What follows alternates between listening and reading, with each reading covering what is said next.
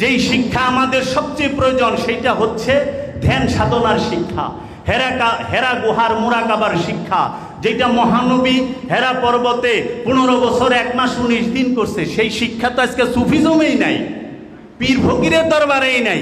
কয়টা পীর ফকির আছে যে 1 বছরের একটা সাধনা করছে? কয়টা পীর ফকির আছে যে 4 মাসের একটা সাধনা করছে?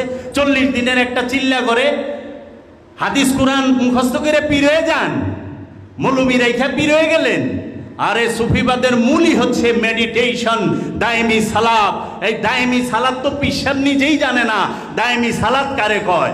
দায়েমি সালাতের কথা কইলে আসমান থেকে পড়ে লাগে জানি ভূত দেখার মতো ডরায়, হঠাৎ দেখলো কিছু। আচ্ছা, দায়েমি সালাত এটা আবার কি? দায়েমি সালাত মাওলা আলী থেকে শিখতে হয়, মাওলা আলী থেকে ফতুয়া শিখে না। তাহলে মহানবী যে বললো আমি কিতাব রেখে গেলাম, কিতাব আর কোরআন কি এক? এই কিতাব আর কোরআন আগে এইটা বুঝেন, কিতাব কি কোরআন কি, এতরাত কি।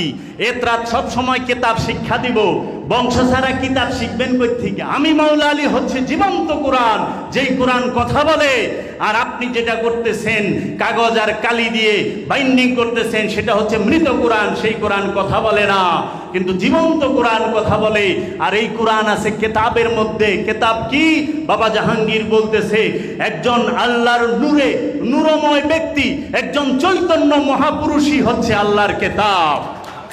আর এই কিতাবের তাসাব্বুর, এই কিতাবের ধ্যান যখন একটা মানুষ করে তখন সে দেখতে পায় ওই কোরআন কিতাবের মধ্যে কোরআন সংরক্ষিত, কোরআন সংরক্ষণ করে রাখছে।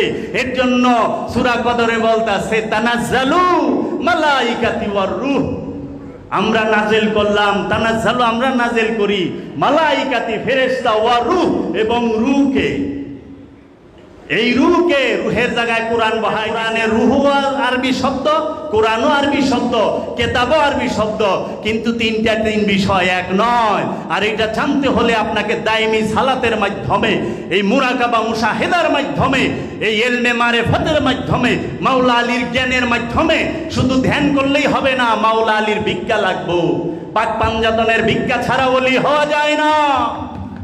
পাক পাঞ্জাতনের ভিক্ষায় ওলি হয়। পাক পাঞ্জাতন বুঝো কাকে বলে? কে বুঝাইবো? বাবা জাহাঙ্গীর বলছে লক্ষ লক্ষ ভক্ত গুরু নাই। সারা জীবন কোরআন হাদিস পড়লাম, সত্যই পাইলাম না। বুকে হাত দিয়ে বলতে পারবো নিজেকে চিনছে? মহানবীর যে শিক্ষা, মানারাফা নফসাহু ফাকাদ আরাফা রাব্বাহু, যে নিজের নফসকে চিনেছে কোনো সন্দেহ নাই সে তার রবকে চিনেছে। আলী শব্দের অর্থ কি?